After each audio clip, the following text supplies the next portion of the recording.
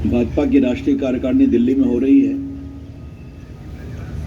इसमें पूरे देश से सभी प्रतिनिधि उपस्थित हैं, एक दो को छोड़कर के, कुछ इनकी निजी कारण रही होगी।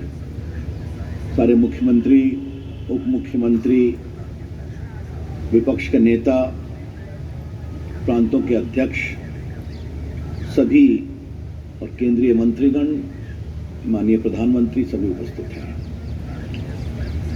मैं आपके सामने, जैसा अनिल बलूनी जी ने बताया, माननीय राष्ट्रीय अध्यक्ष जगत प्रकाश नड्डा जी का जो उद्घाटन भाषण हुआ आज की कार्यकारिणी में, उसके मुख्य अंशों को आपके सामने प्रस्तुत कर रहा हूं। अध्यक्ष जी ने कार्यकारिणी समिति के सारे सदस्यों का आह्वान किया कि 2023 हमारे लिए बहुत जरूरी है।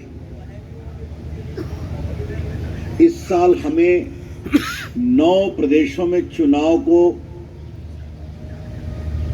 लड़ना है और अगले साल 24 में लोकसभा का चुनाव है। तो उन्होंने सारे राष्ट्रीय कार्यकारिणी के सदस्यों का आह्वान किया कि कमर कसकर लग जाएं, हमें एक भी चुनाव नहीं हारना है। जो 9 विधानसभा के चुनाव होने वाले हैं, उसमें एक में भी अपनी हार नहीं होनी चाहिए। इसलिए जहां हमारी सरकार है उसको मजबूत किया जाए और जहां हमारी सरकार नहीं है उसको और मजबूत किया जाए। Honorable the party president exhorted all the members of the national executive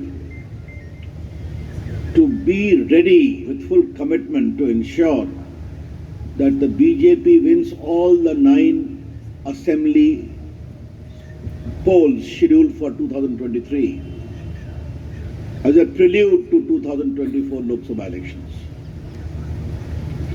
We have not to lose any state.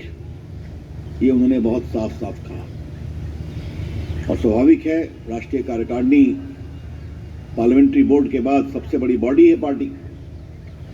पूरे देश के प्रमुख नेता बैठते हैं, तो ये उनका स्पष्ट संदेश था।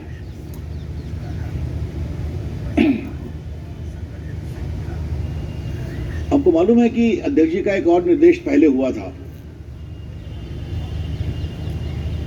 जिसकी रूपरेखा माननीय प्रधानमंत्री जी ने स्वयं दी थी कि हमें कमजोर बूथों को ठीक करना है और 72,000 बूथ आइडेंटिफाई किए गए थे।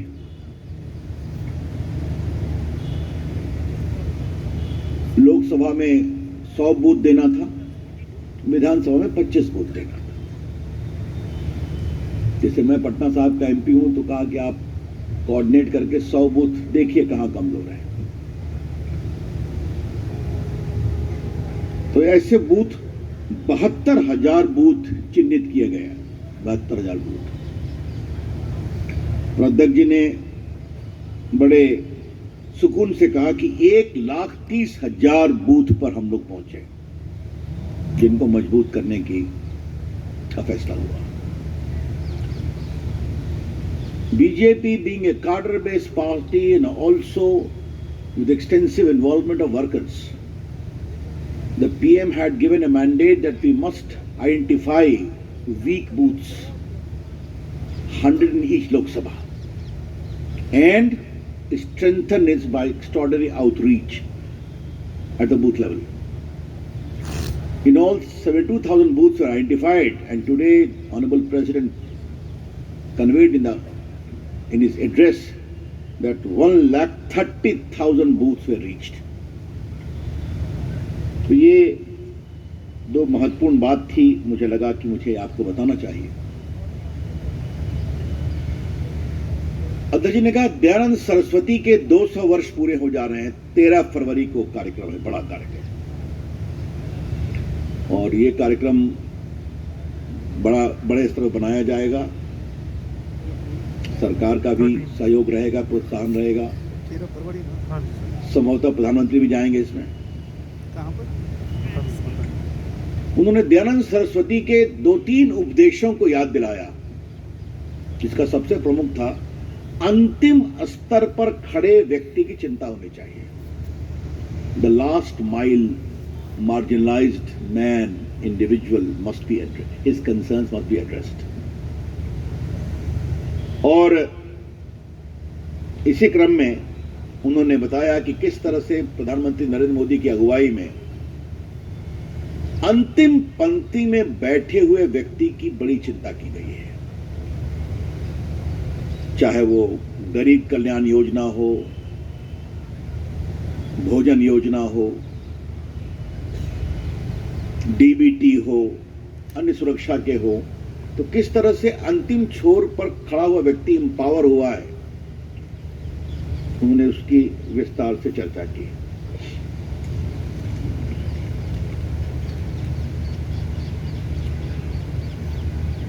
अध्यक्ष जी ने 15 अगस्त को लाल किले पर माननीय प्रधानमंत्री जी ने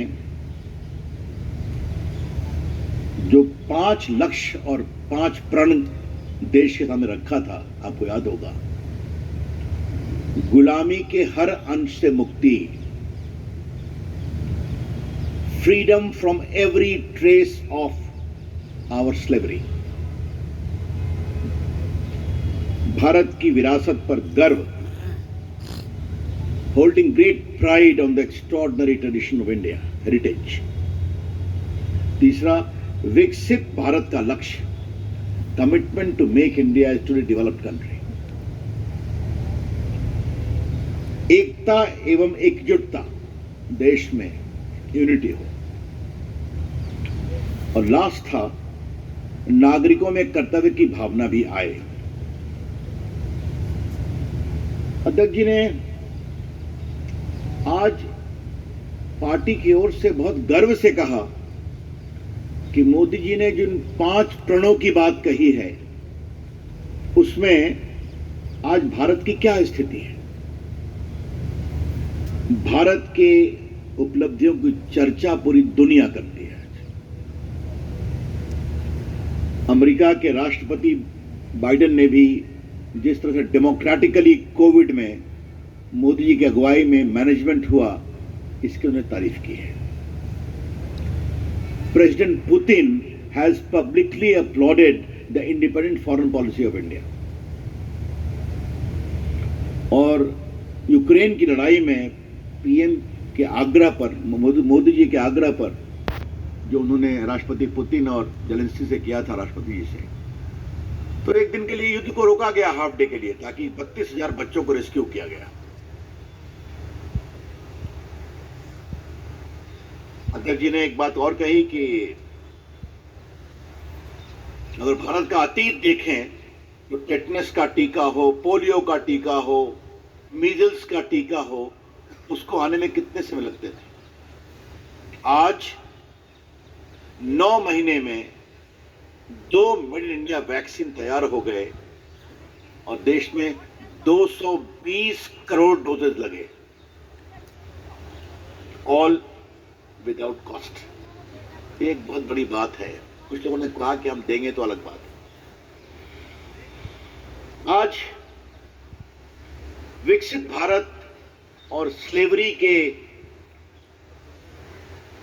जो पूरे दुर्भाग्यपूर्ण अतीत को समाप्त कर रहा है, उसका सबसे बड़ा प्रतिमान है राजपथ की जगह कर्तव्य पथ।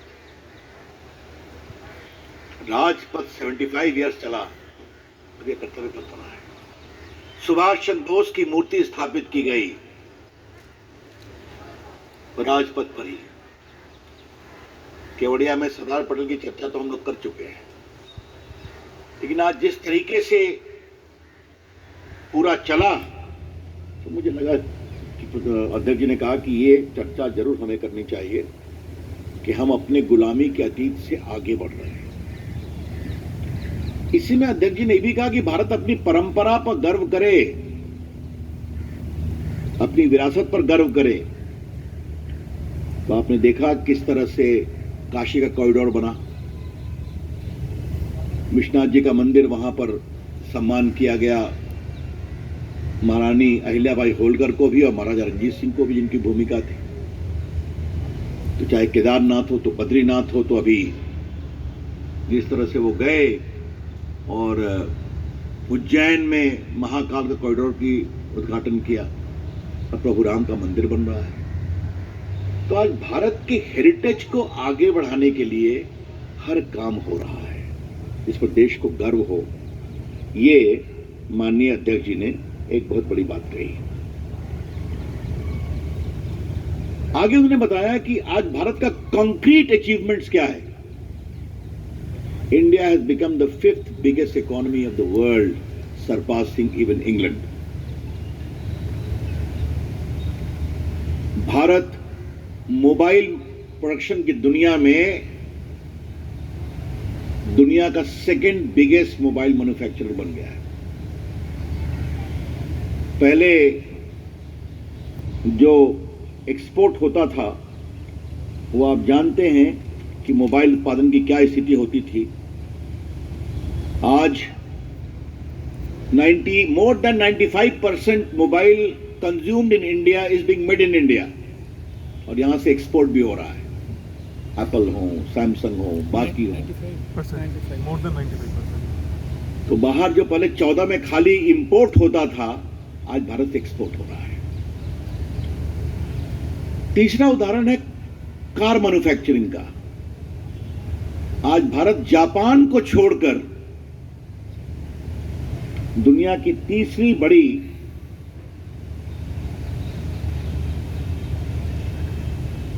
ऑटोमोबाइल मैन्युफैक्चरिंग कंट्री बन गया। स्टार्टअप में वर्ल्ड का 4th है। ये सब बातें वही कही जा रही हैं जो 14 में मोदी जी के आने के बाद हुआ कि भारत को विकसित बनाना है, भारत का सम्मान करना है। तो कोई पहले की बात नहीं कही जा रही है। तो वंदे भारत एक्सप्रेस देख लीजिए, मेड इन इंडिया, रोज चल रही है नए नए जगह पर। कल ही पीएम ने उद्घाटन किया उसका।